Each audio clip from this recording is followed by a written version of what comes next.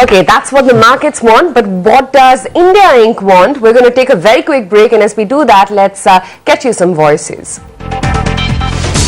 Unless and until we make India an attractive investment destination and people feel comfortable that yes, setting up industry in India or starting a business in India is smooth, is simple, is transparent and is actually, something which is not a headache.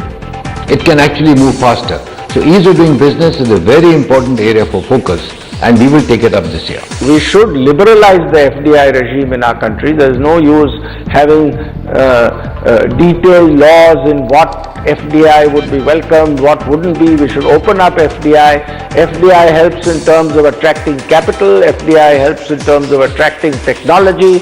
FDI will be good for competition. So I am in favor of increased FDI in all sectors. We'll make a renewed effort with the new government in terms of making people understand what is retail, what is FDI, what is the competition, what are the SKUs where we compete with smaller players, and I think then the sense should prevail upon.